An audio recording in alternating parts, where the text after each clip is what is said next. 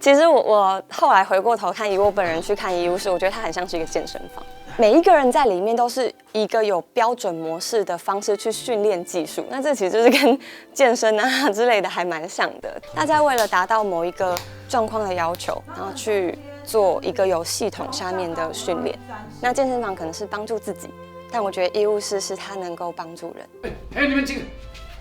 想办法！要是防止这个瘟疫再继续扩散。医疗室里面的所有的医疗道具的陈设、床铺，然后跟窗户看出去外面可以看到广场，可以看到司令台、宿舍。我每一次坐在医疗所的办公桌前面，我都有一种宁静、安详跟平静的感觉。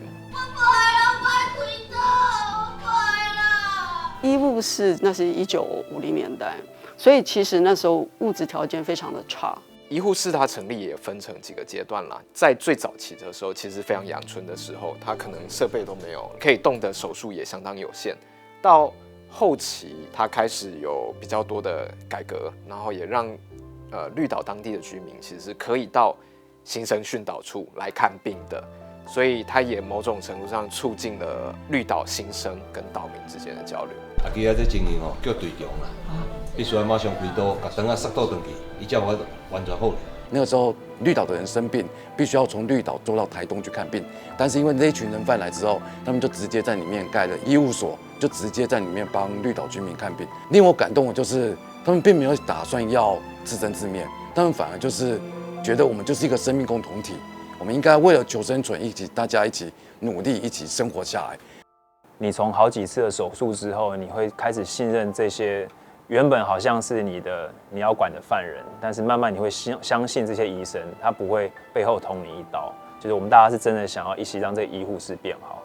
这是一个非常特殊的一个时空背景底下才有可能发生的一个故事跟情境，而且帮你看病的是谁？是那个时候定义的所谓的犯人，然后不管是医疗的建立，或者是生活必需品的一些建立，对绿岛居民都带来相当大的影响以及改变，所以让绿岛居民跟在那边的上千人的政治犯有一种非常微妙的共存的一种关系。我那谁嘛就画爸爸啊，第一次看见绿岛这么多医生。